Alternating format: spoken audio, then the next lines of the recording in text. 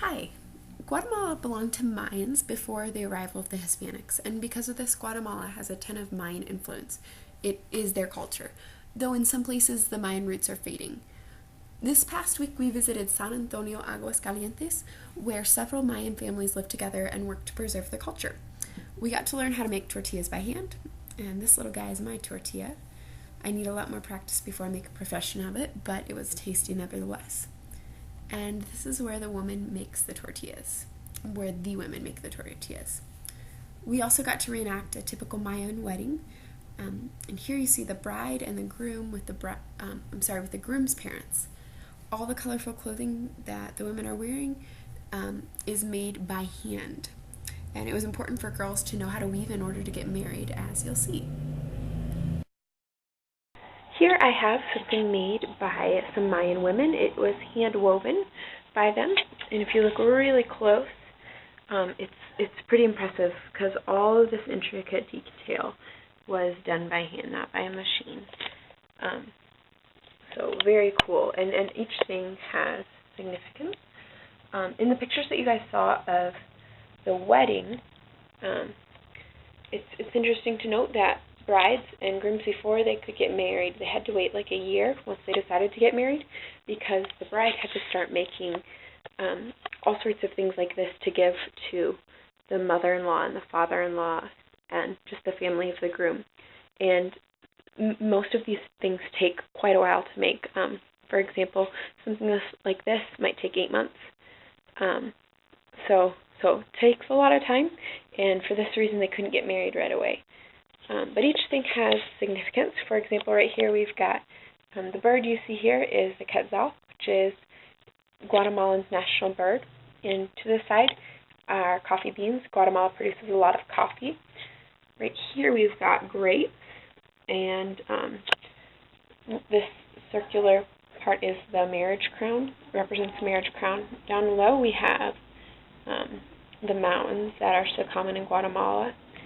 And the rose, I think, represents purity. And then each of these little patterns that we see up here also has significance. This part right here, these represent typical sweets in Guatemala. So the different colors of the different candies.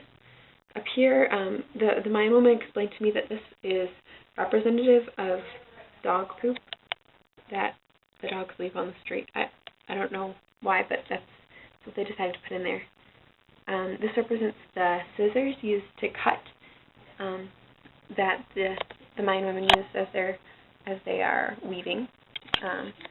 These things here represent the Mayan arches, and that's all of them. So this is really cool, very beautiful, all done by hand.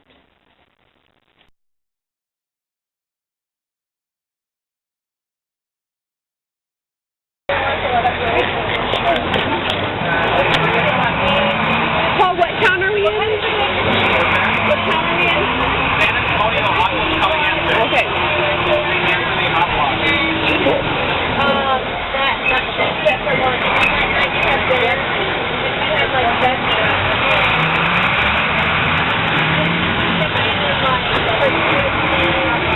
tequila, where the West Coast. We're in San Antonio, Aguas Calientes. It's a pueblo close to Antigua, and it's more of your typical town. Is that a video?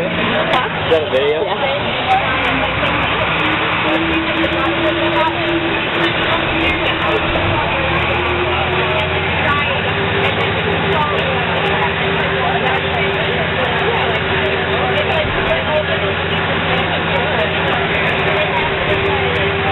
And now we're leaving and coming to Sonoma.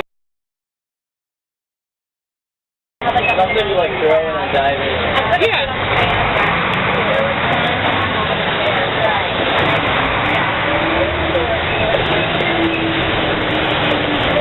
When you make the turn here, this is Ciudad Vieja, old capital. I remember it was buried in a mudslide.